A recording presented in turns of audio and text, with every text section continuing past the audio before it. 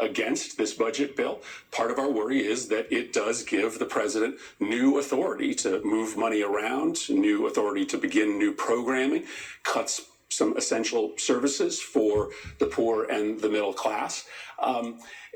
And while I totally understand my colleagues who didn't want to catapult us into a shutdown, I actually think that the American people would have understood that Republicans have an obligation to negotiate with Democrats. This is the first full-year spending bill since I've been in Congress that was written only by the Republican Party. So, yes, it would have been a risk.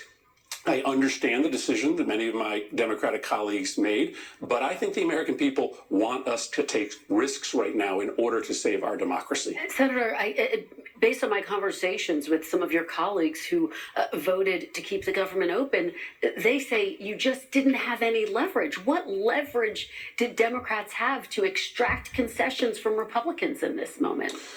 Well, again, this is the first time that a full-year spending bill has passed without it being agreed upon by both parties. So certainly in the past, the minority party has used its leverage in the Senate in order to get a seat at the table. Again, I understand the danger of a shutdown right now, but as we saw just hours after that bill passed the Senate, the president is continuing to act unconstitutionally. He shut down some of our most important programs that protect us abroad, like Radio Free Asia and Radio Free Europe, that were funded and authorized in that spending bill. So by passing the spending bill, it doesn't seem that we have restrained any of the president's lawlessness.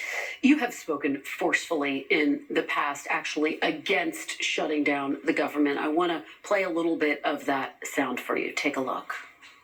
This is just no time to be playing around with people's lives. We need to start acting like adults. We need to start doing the job that we were sent here to do because our nation's security is at stake. It's hard to explain the ramifications of a shutdown, but they're enormous. Head Start programs won't open. Soldiers won't get paid for defending this country. The consequences are absolutely devastating.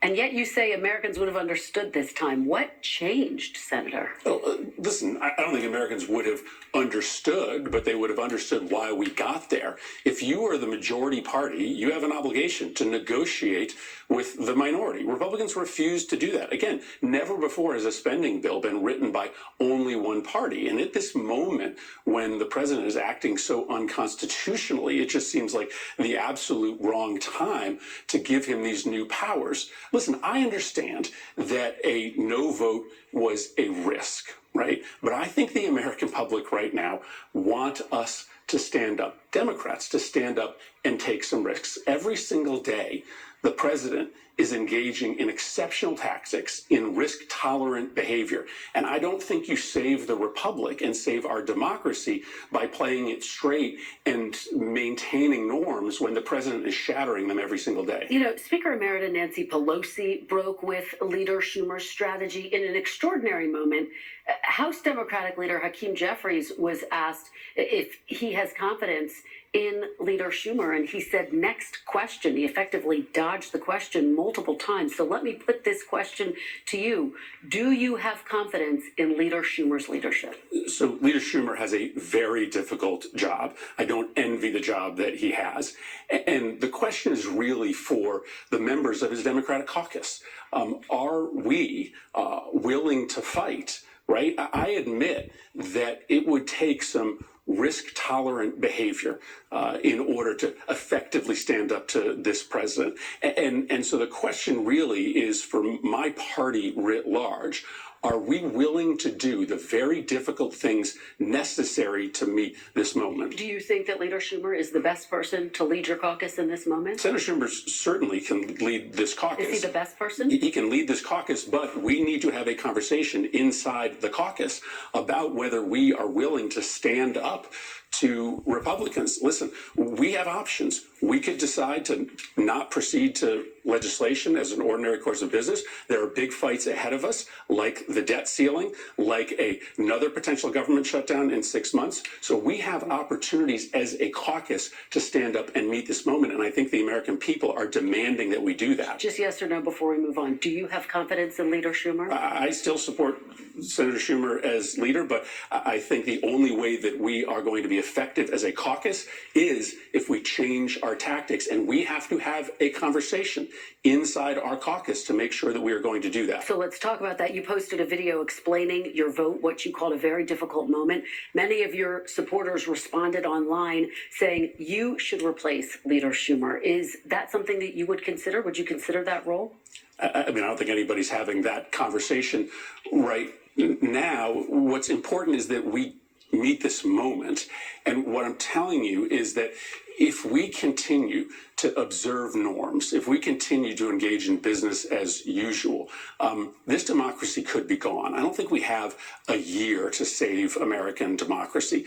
I think the way the president is acting, using law enforcement to target dissidents, harassing TV stations and radio stations that criticize him, endorsing political violence, puts our democracy at immediate risk. So if you are a Democrat in the Senate or in the House, you have to start acting with urgency. And that is the conversation that we have to start having inside our caucus. Our new NBC News poll, as you just saw, shows the Democratic Party at an all-time low approval rating. Why do you think Democrats are failing to connect with Americans at this critical moment of urgency, which you describe? Well, it's what I just talked about. I mean, I think Americans want the Democratic Party to stand up and fight and to take risks.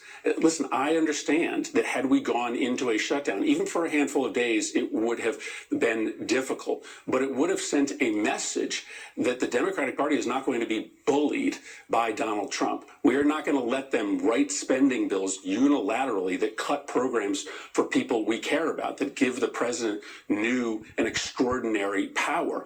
I think Democrats in this country, but I think the broad middle of the public as well, want to see our party fighting in exceptional ways. That is the conversation that has to happen inside of the Democratic Party, inside our caucus. And if we don't get that right, if we continue to work with Republicans, if we continue to hand Donald Trump more power, we are going to lose our democracy. All right. Well, Senator Murphy, thank you so much. Please keep us posted on those conversations. Come back soon to update us. Thank you very much for being here. We really appreciate it. And when we come back, how will President Trump respond to growing warning signs on the economy? The panel's next.